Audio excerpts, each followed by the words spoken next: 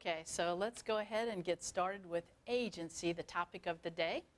So to begin with, let me define agency. So agency is based on an express or an implied agreement whereby one person, the agent, agrees to act on behalf of another person known as the principal.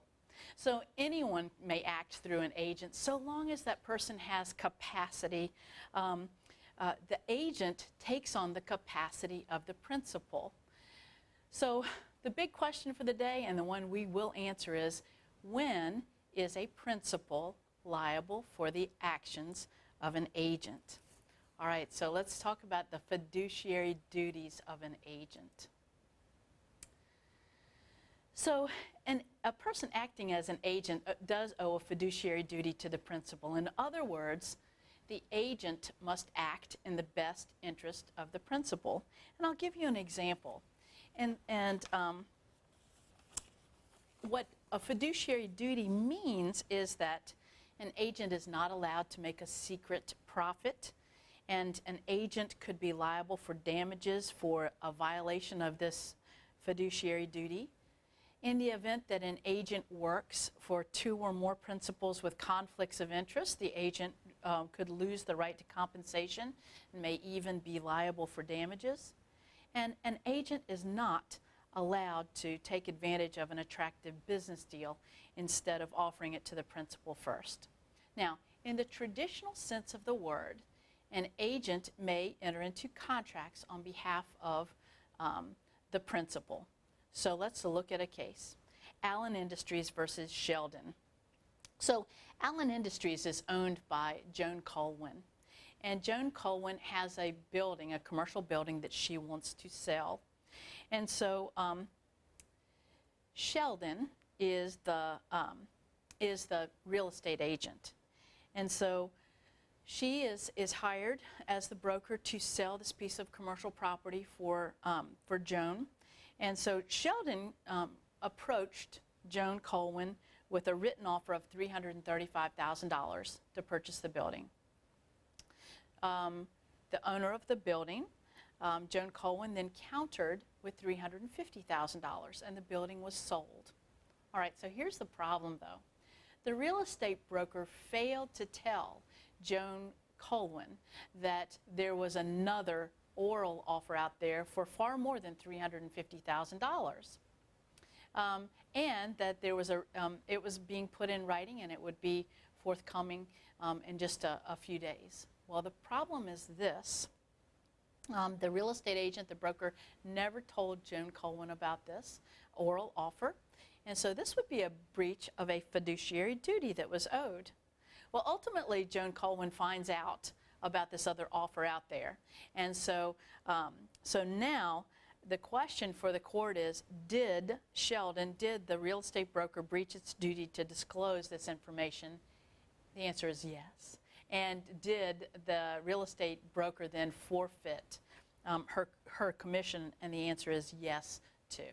So there is a fiduciary duty that an agent owes a principal, and this clearly would be a breach of that fiduciary duty. All right, so how do you form an agency? So in other words, how do you give someone authority to act on your behalf? How does an agent give, how does a principal give an agent authority to act on his or her behalf? Well, this is a contractual relationship, so the statute of frauds does apply. So what this means is that certain types of agency agreements must be in writing to be enforceable. And so, for instance, if I was going to give someone, if my intention was to give someone authority to enter into a real estate transaction to buy a piece of real property from me, then it would have to be in writing. That agency agreement would have to be in writing. So a written agency agreement is called a power of attorney. And a person acting under a power of attorney is termed an attorney in fact. So I can give someone a general power of attorney, and so that's a very broad power of attorney. That is one where I can give them authority to do everything that I can do in my own name, with the exception of I can't give someone authority to write my will, nor can I give that person authority to vote for me in an election. But other than that, I could do a very broad general power of attorney. You could also give someone a power of attorney that is more limited in scope. It can be limited to one specific transaction. So again, what do you need to remember? That a written agency agreement is called a power of attorney, and someone acting under a power of attorney is termed an attorney in fact. So you can give someone expressly a written power of attorney. You could also create authority by through implied authority to act. Implied authority to act on someone else's behalf actually comes from actual authority. So I need to give you a quick example of what implied authority would be. So let's say that I have hired someone to be my office manager. And as the office manager, this employee, and I'm going to call her Stella, this employee has the authority to buy all of the office equipment that I need to practice as an attorney. And which includes, buying computers and laptops and even copy machines. And so Stella, this afternoon, goes down to Key Office Supply here in Farmville and purchases a copy machine, and she charges it to me. So she enters into a contract on my behalf. Even though I didn't specifically tell her, you need to go down and buy a new copy machine, she has authority as the office manager, implied authority that comes from her actual authority to purchase that copy machine. There can also be a situation where someone acting on your behalf has apparent authority, and apparent authority does not come from actual authority. Apparent authority is where the principal represents to a third party that someone has authority to act on their behalf, that perhaps they're their agent, and without intending to create an agency at all. So apparent authority to act can rise to the situation where a principal is bound on a contract made by someone that they've given apparent authority to. So here's a quick example. Gilbert Church is the owner of Church Farms, Inc., a very successful horse breeding operation. Herb Bagley is his farm manager. Well, Mr. Church advertised breeding rights to his well-bred stallion, Imperial Guard, for $50,000 a year. He put this in a periodical, so in the Chronicle of the Horse. I'm not sure what periodical it was, but he put it in a periodical, this ad. And Herb Bagley, again, is the farm manager. So that if you come to Church Farms, the only person you probably will see is Herb Bagley. He has a little office. It's on the entrance to the farm. Well, Vern Lundberg saw this ad in the paper, and so he called up and he visited Church Farms, and he was met by Herb Bagley, the farm manager. And Vern Lundberg said he was very interested in entering into a 2-year exclusive breeding rights contract with Imperial Guard. So he writes out a check for $50,000. Herb Bagley pulls out a contract from his desk drawer, and it's signed. Less than a year later, Gilbert Church moves Imperial Guard over 500 miles away. And so Vern Lundberg, the person who just entered into this 2-year exclusive breeding rights contract, says, hey, you can't do that. And Gilbert Church says, yes, I can, because my farm manager does not have any authority to act on my behalf. So in other words, he has no express authority. Well, if he doesn't have express authority, is there apparent authority or the appearance of authority? And the court held in this case that yes, even though there was no express authority to act, that the farm manager, Herb Bagley, had apparent authority or the appearance of authority, and so therefore this was a binding contract. All right, so before we get to Respondeat Superior, I want to mention one thing about torts, and we haven't covered this as a topic in class yet, but we will very soon. There are 2 broad categories of torts: negligent torts and intentional torts. And it matters in terms of liability of a principal for an act of an agent. So a negligent tort would be committed when there's a failure to act as a reasonable person would act under the same or similar circumstances. So as my kids used to say when they were little, "Mom, I didn't mean to hit her with the baseball bat." Usually this happened while they were playing baseball. It was an accident, a negligent act. An intentional tort, on the other hand, when we study intentional torts, you're going to find out that battery or an unwanted touching is an intentional tort, as is assault, the reasonable apprehension of bodily harm, defamation, which is false statements that harm someone's reputation. Libel are written false statements, and slanders, oral false statements. So anyway, intentional torts. There's a difference between a negligent tort and an intentional tort. So under the doctrine of Respondeat Superior, if an agent is acting within the scope of the employment and is negligent, then the principal may be held liable for those negligent acts. If, on the other hand, there's a rule that says this: if, on the other hand, the agent commits an intentional tort, then a principal is only liable for intentional torts of agents if committed within the scope of the employment and in furtherance of the employer's business.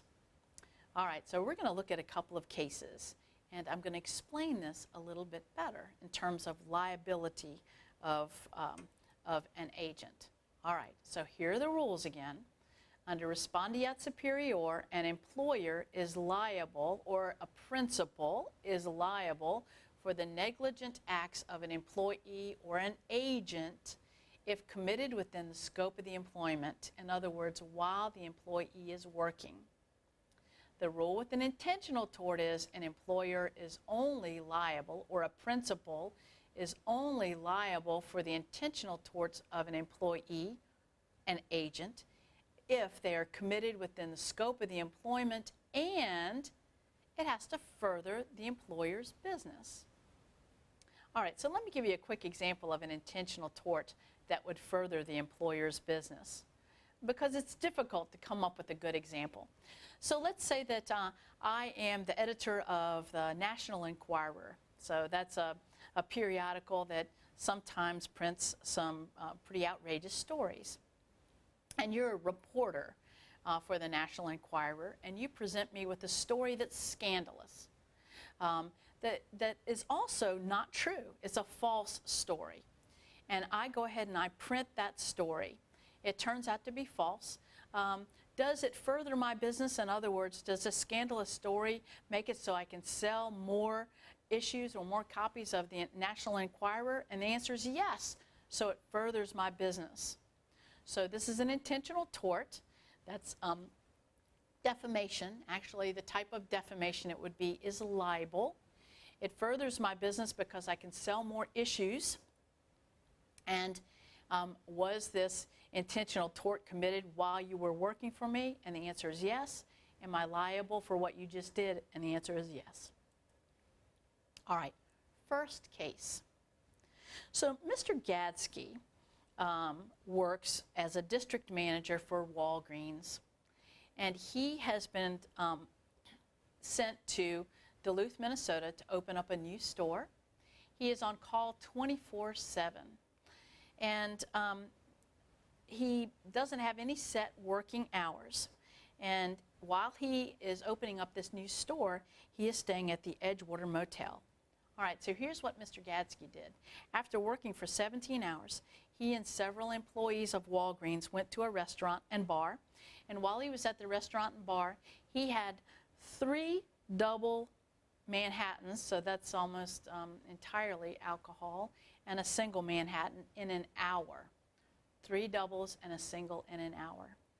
So he came back to the Edgewater Motel. It's about 1:30 in the morning, and he decided that he was going to work on paperwork for Walgreens. And he began working on paperwork, and he was smoking. So he's intoxicated, he's smoking.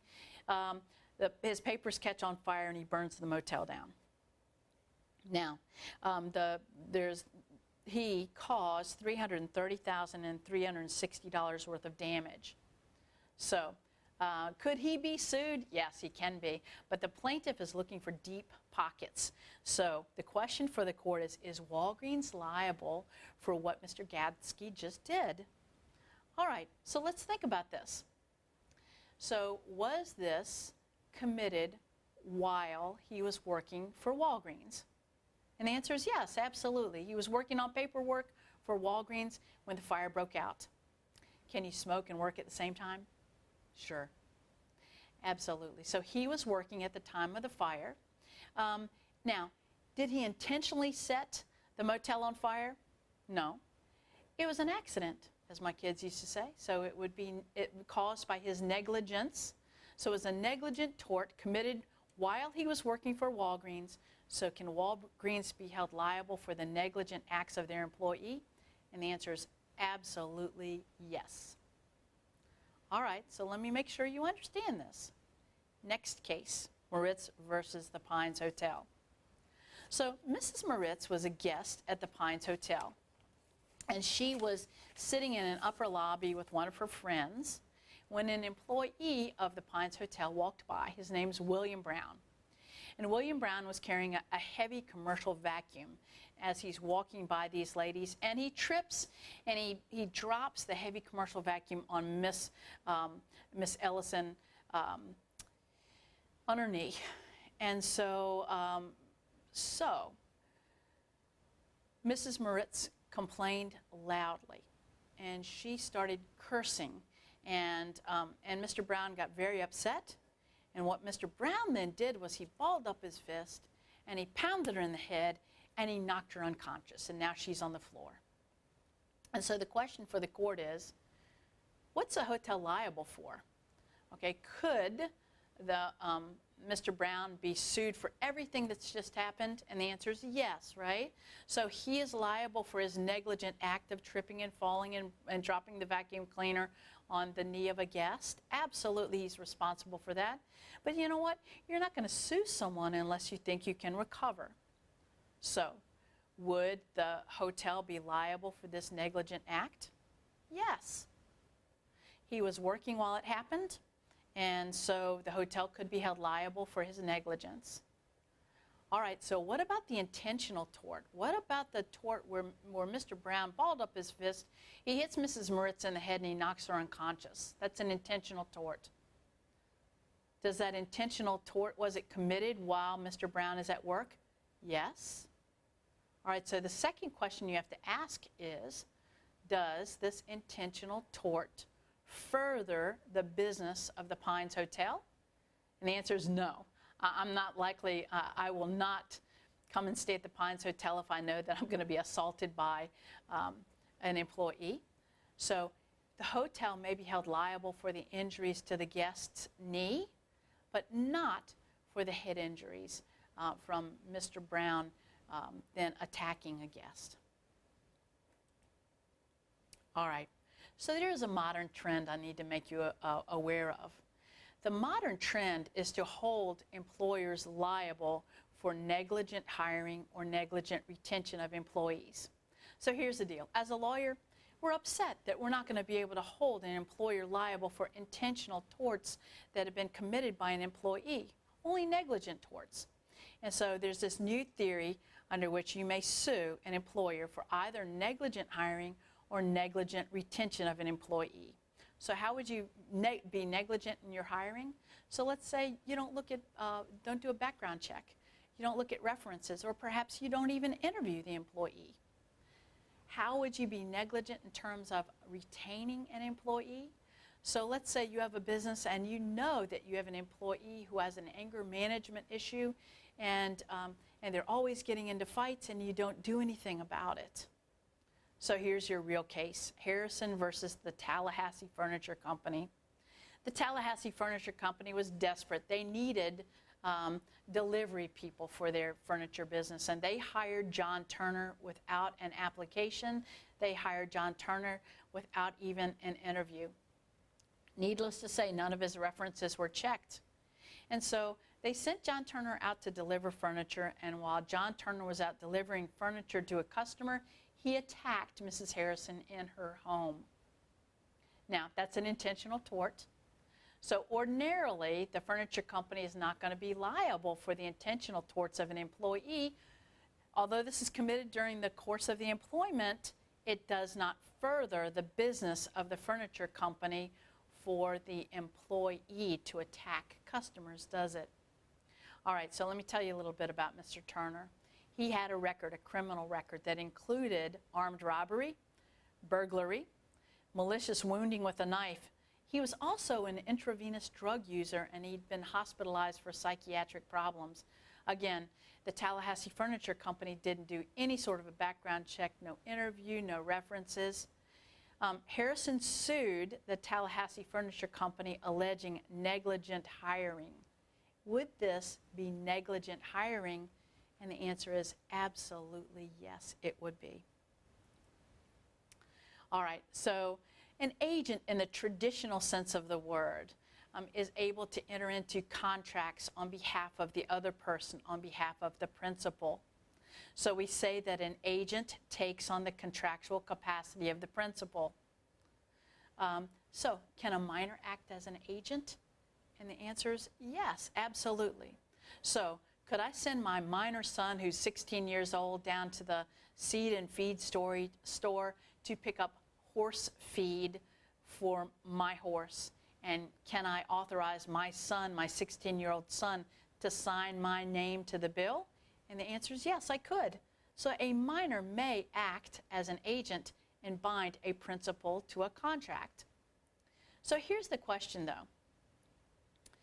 Would an agent always be able to bind not only bind the principal to a contract, but when is the agent, or when could the agent be liable on their own for a contract that was entered into? So the rules are as follows. An agent is not liable on contracts that are made within the scope of his or her authority on behalf of a disclosed principal. All right, so years ago I did have a farmer who sent his son, his 16-year-old son, down to the feed and seed store, and the 16-year-old son purchased $1,500 worth of seed wheat on behalf of the father. So the son, the 16-year-old son, was the designated agent of the father. And the father was a disclosed principal. The seed and feed store knew who was purchasing the seed wheat. And so in this case, the father did not pay for the seed wheat. And could the son, the 16-year-old son, be held liable on that contract? And the answer is no, because the contract was made on behalf of a disclosed principal. Is the father liable? Yes. Does it matter that the agent is a minor? No.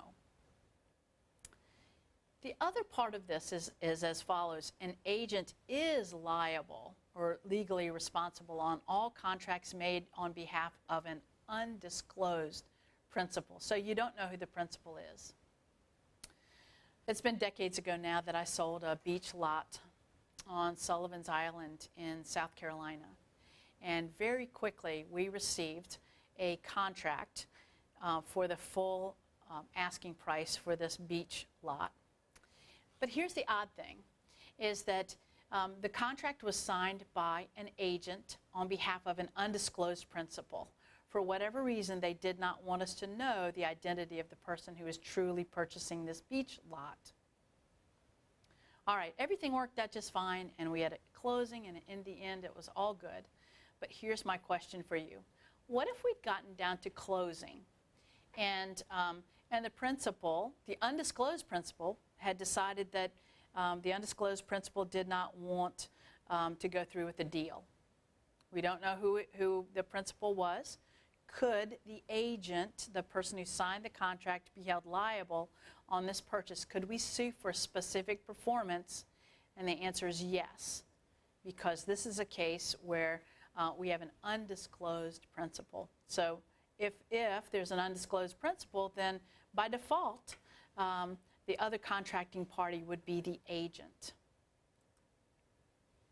All right, so apparent authority. Another example of apparent authority. So a principal may be held liable for contracts made by an agent who has apparent authority to act. Remember, apparent authority is the appearance of authority.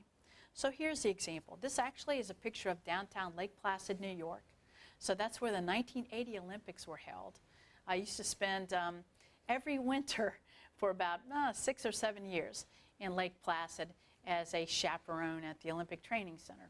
Anyway, so here's the case. Martha Christensen owned an upscale clothing store, and one of her stores was in Lake Placid. And Martha told the store manager that she was not allowed to buy blue jeans. She had no authority to buy blue jeans at all. So Jane, that's the manager of the store, ordered several upscale blue jean outfits from Women's Wear. They didn't sell. Martha knew her audience. They did not sell. And so now Martha refuses to pay for these blue jeans, alleging that the manager did not have any authority to order blue jeans for the store. Does Martha have to pay for these jeans? And the answer is yes. So even if the manager did not have express authority to act, the manager had the appearance of authority or apparent authority because she's allowed to order clothing. And so the Women's Wear is not going to be constrained by an undisclosed restriction on what Jane Farley may or may not order. And finally, what if an agency is terminated? So an agency may be terminated. An agency may be terminated by the agent. An agency may be terminated by the principal. But if an agency is terminated, just like with partnerships, you must give notice. So to make it so that the agent does not have continuing apparent authority, notice must be given to all of those people who dealt, actual notice must be given to everyone who dealt with the agent. Constructive notice would have to be given to everyone who knew of the existence of the agency relationship. And if this notice is not given, then there could be continuing apparent authority. And so, yes, you may terminate an agency, but you may have to give notice to everyone who either knew of the existence of the agency or who had dealt with the agent. The other thing, just like with partnerships, an agency may be terminated by operation of law. So death, insanity, bankruptcy, or impossibility terminates an agency automatically by operation of law. And if this is the way that the agency relationship is terminated, then notice to third parties is not necessary. So how do you, so let me explain exactly what I mean. So death, either death of the agent or death of the principal automatically terminates the agency relationship. Incompetence, so in mental incompetence, so insanity, if you've been declared mentally incompetent, that on the part of the agent, then that would terminate the agency. Bankruptcy of either the agent or the principal, or if it's now impossible. So I've contacted an agent who is going to sell my house for me, and my house burns to the ground. It's now impossible for that agency to go through. All right, so if an agency is terminated by operation of law, notice to third parties is not necessary. Let me make one more observation. All right, so it's about powers of attorney. So I have given my husband my power of attorney. He has a general power of attorney. He has given me his power of attorney. So I can do everything that he can do in his name, with the exception of voting in an election and writing a will. So it's very broad. Why would I do this? Why would I give someone my power of attorney? Why would someone else give me their power of attorney? Well, statistically speaking, over 50% of us at some time or another will be incapacitated, so we cannot handle our own affairs. And it's much better to choose someone that you trust to be your power of attorney. If you do not make that selection, then a court may appoint someone to act on your behalf. So with a power of attorney, a general power of attorney, if at some point my husband becomes mentally or physically incapacitated, I have the authority to act on his behalf.